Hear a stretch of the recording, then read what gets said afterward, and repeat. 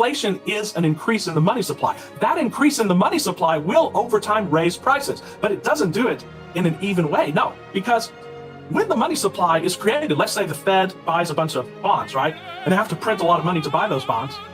They buy those bonds, and then that money gets out to the economy. Who gets it first? Well, the wealthy get that money first. Who's selling bonds? The wealthy. And what they do is then they buy assets like stocks, other bonds, companies, land at the current prices. When they buy those assets, prices then rise. So what happens? By the time that money circulates out to the normal economy, out to the normal person, the prices have already risen. So who suffers? It's the poor that suffer.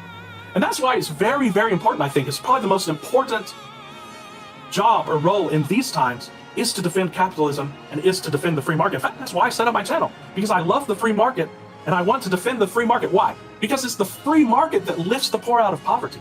It's the free market that makes the life better for the majority of people.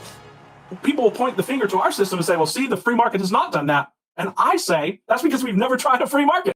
So to defend the people, to defend the impoverished and disenfranchised, we need to go to a free market.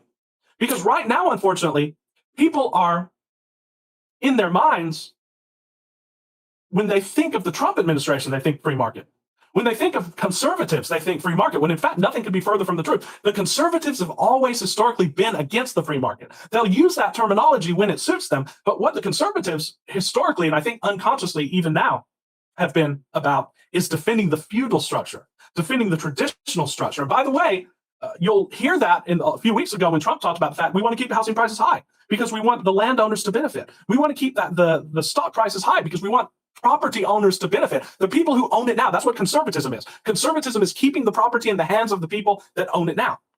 So what people are going to do, especially when they see the economy tank due to the erroneous economic policies and now foreign policies of this administration, they're going to vote Democrat. And the Democrats are going socialist because, of course, they're also tired of the corrupt corporate Democrats.